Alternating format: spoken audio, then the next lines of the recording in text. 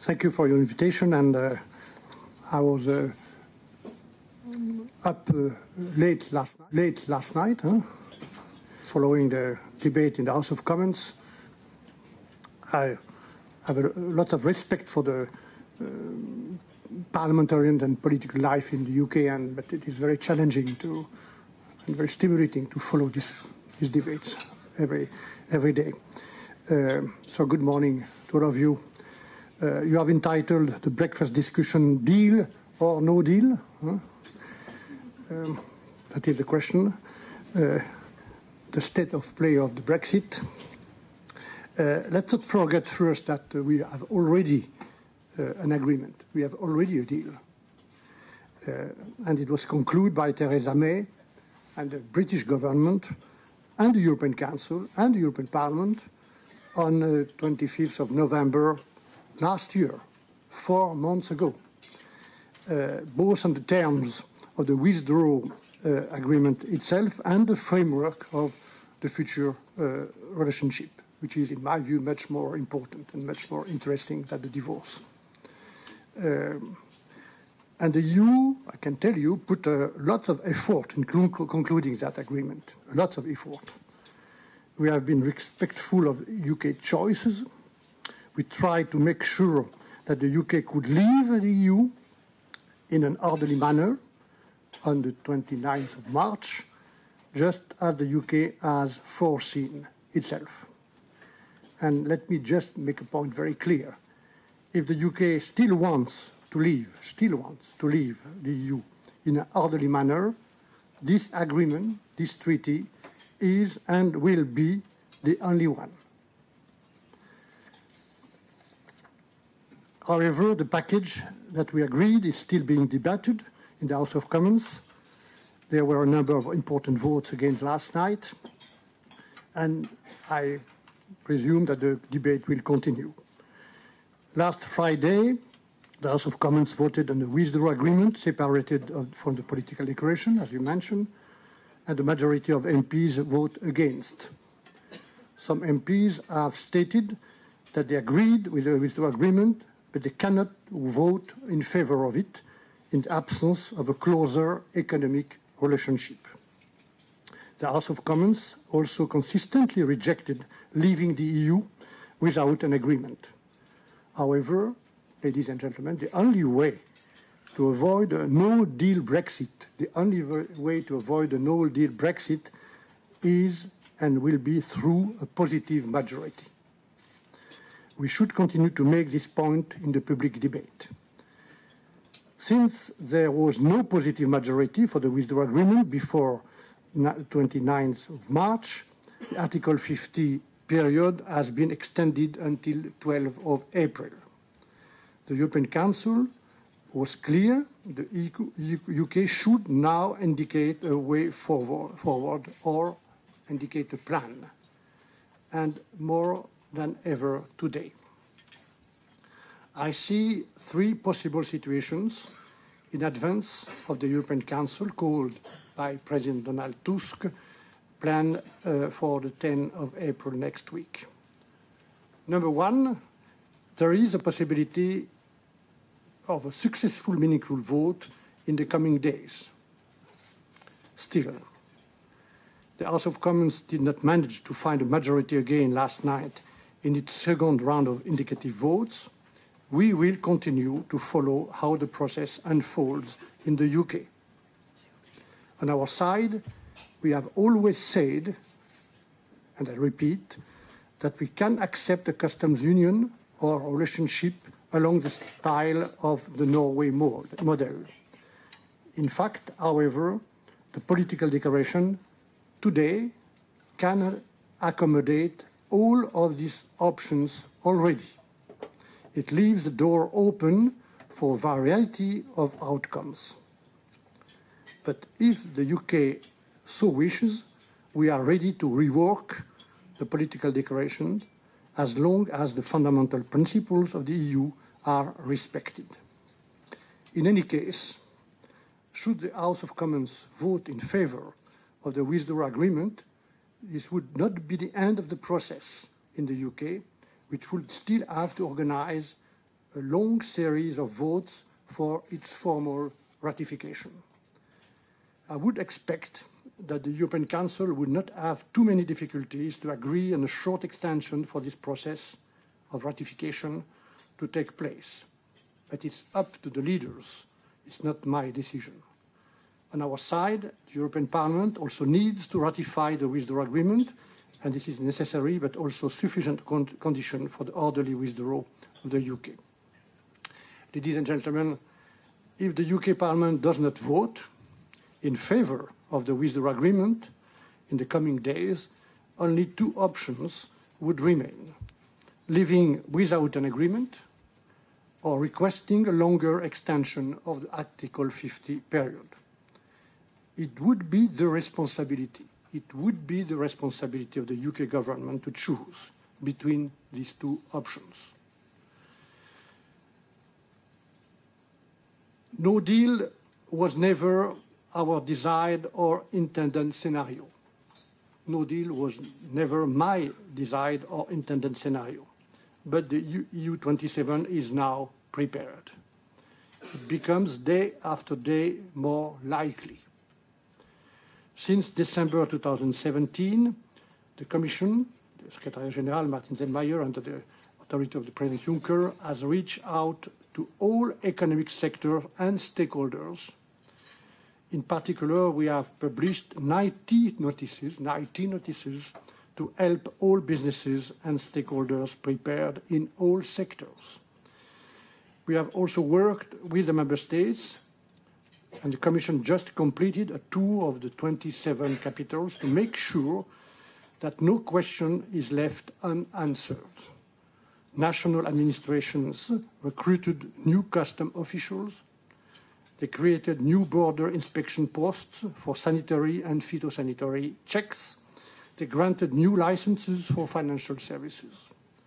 At EU level, we have tabled 19 legislative proposals, and 17 of these 19 have been approved, so the Union will be ready to manage any disruption for the public and businesses in the EU27.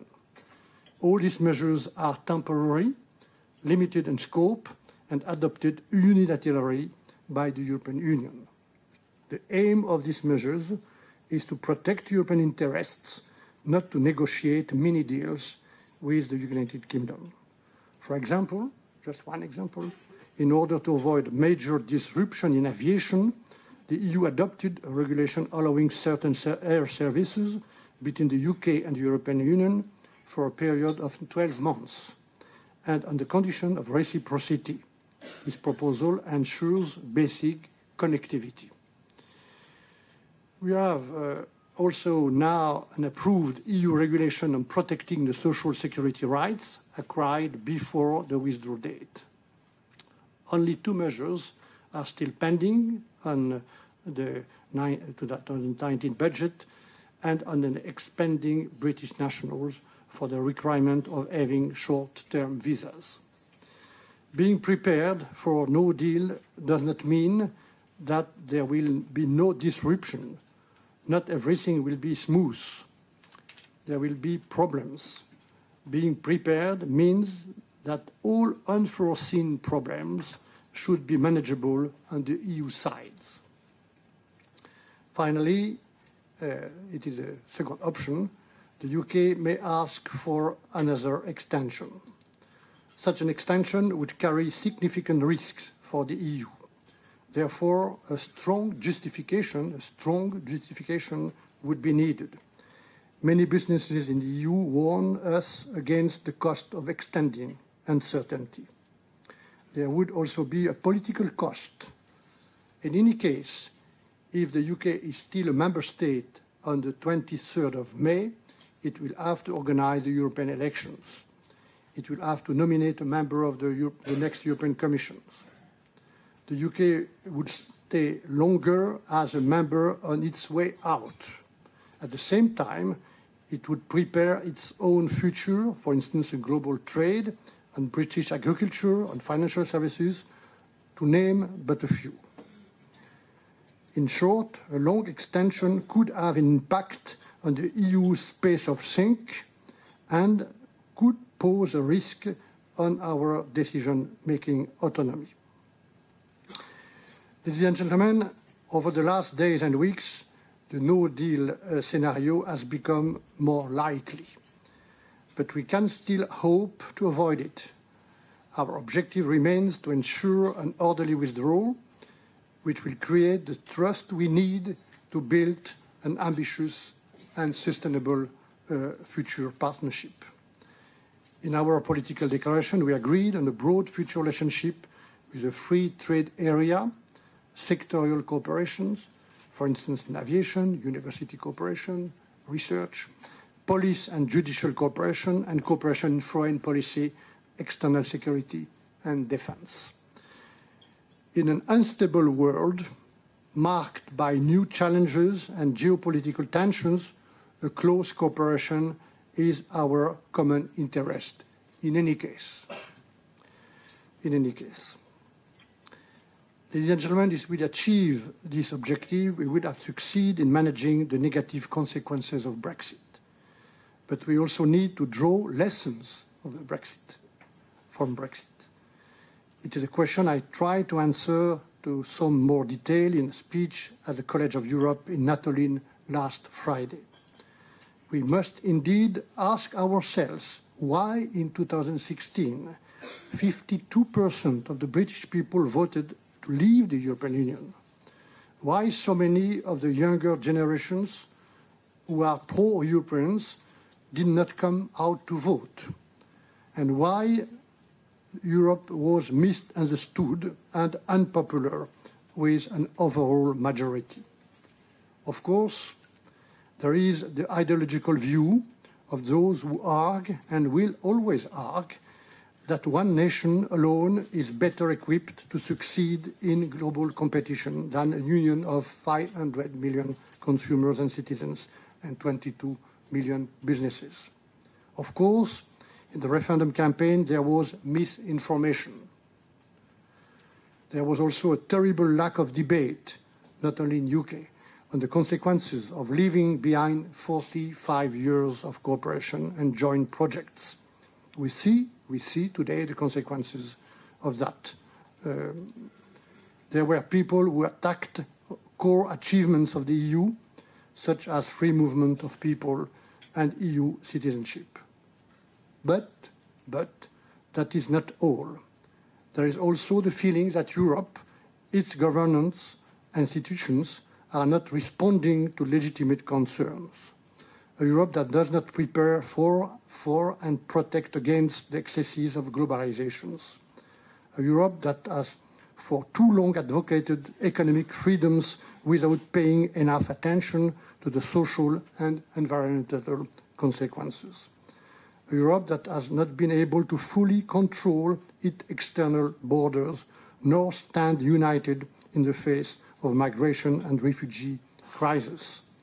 A Europe where we have often abandoned jobs and industry without creating the condition for new ones. And above all, the feeling that Europe does not answer the dreams and all the promises of a better future for all Europeans. And this view is not unique to the UK. We need to listen, we need to understand where it comes from, and we need to respond. Acknowledge that Europe has sometimes been wrong. Discover a Europe that allows each nation, people, citizen to feel protected and part of a collective ambition. Ladies and gentlemen, the history of the European project, or where it has been successful, is in fact quite simple. It is a story of when Europe has chosen to be an actor rather than a spectator of the great, often brutal transformations of the world. An actor rather than a spectator of its own destiny. It is when we have chosen to assert a common sovereignty where the nation-state alone is not enough. It is where we have pooled resources across the continent to deliver on common European goods. Think back just 1 minute. The European Coal and Steel Community in 1951 consolidated peace and rebuilt our industry. The Common Agriculture Policy, launched in 1962, helped again food sovereignty and never leave hunger and ration books. Our cohesion policy, developed since 1988, thanks to the President Delors, brought new member states into the fold with promises of solidarity and shared prosperity. And the reunification of our divided continent is one of our greatest achievements. The single market, launched in 1993, enlarged markets beyond national markets and developed this shared prosperity. And since 1999, the single currency has facilitated trade, and it also becoming an instrument of European sovereignty. And last, let's not forget, at the foundation of all the above, since the very beginning, lies a set of shared values: human dignity, freedom, democracy, equality, and the rule of law.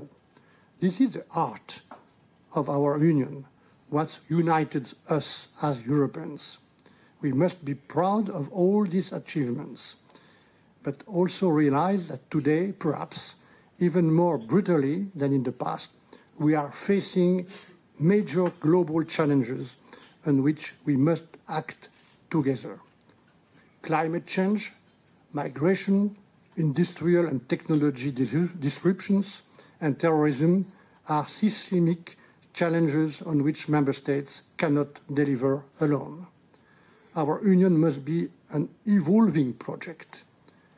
We must be ready to deliver on new European common goods, a green Europe with the objective to become the first carbon-neutral economy by 2050, making our economy more circular and leading the battle in protecting biodiversity.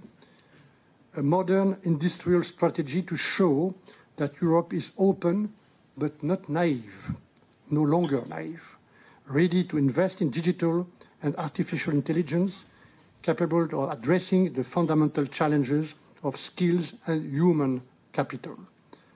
A European defense, pooling our capabilities, as proposed first by President Juncker 5 years ago, and reinforcing our operational capacity to act together at home, in our neighborhood, and beyond. An ambitious migration policy to take control of migration flows coming to Europe, combining the protection of our external borders, the fight against trafficking, the definition of legal avenues, and common responsibility on asylum.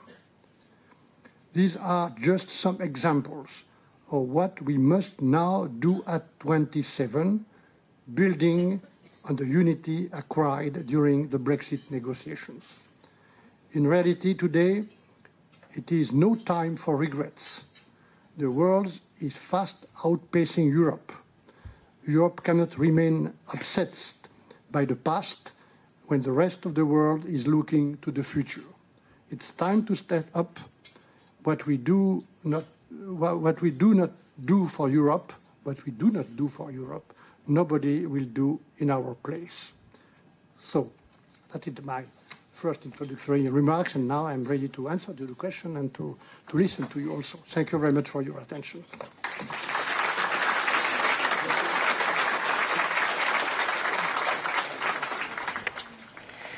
Michel Barnier there closing his remarks by talking about reasons to be proud to be European. Nigel.